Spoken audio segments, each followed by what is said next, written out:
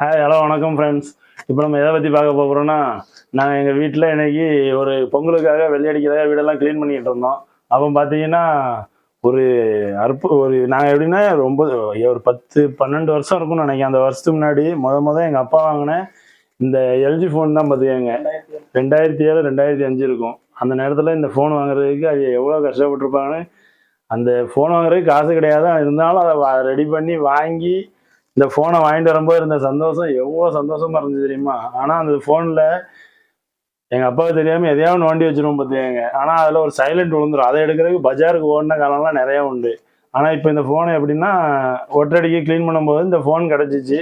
இந்த ஃபோன்லாம் வச்சு அப்போ இருந்த சந்தோஷம் இப்போ 20,000 30,000 கொடுத்து வாங்குறோம். ஆனால் இப்போ அந்த சந்தோஷம் இல்லை.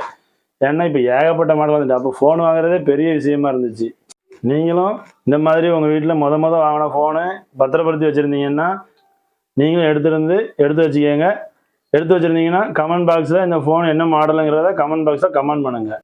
இந்த ஃபோன் வாங்கின புதுசில் இதில் யாராவது ஃபோன் பண்ணிட மாட்டாங்களான்னு அனந்தி 3 பேர் இந்த ஃபோனே பார்த்துட்டு இருப்போம். 2 3 இதுக்குள்ள சண்டை தான் வரும். நான் தான் அட்டன் பண்ணுவேன்னு. ஆனால் இப்போ பாருங்கள், ஃபோன் வரதுன்னு தெரியல. இப்போ இருக்க ஃபோன்லாம் பார்த்தா அது பாட்டுன்னு அடிச்சுட்டு கிடக்கு. இது ஒரு பக்கம் கிடக்கு.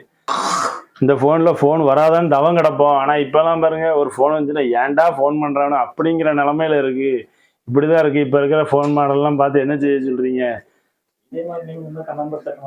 உங்களுக்கும் இதே மாதிரி தோணுச்சுன்னா நீங்களும் கமெண்ட் பாக்ஸில் எஸ்ன்னு ஒரு கமெண்ட் பண்ணுங்கள்.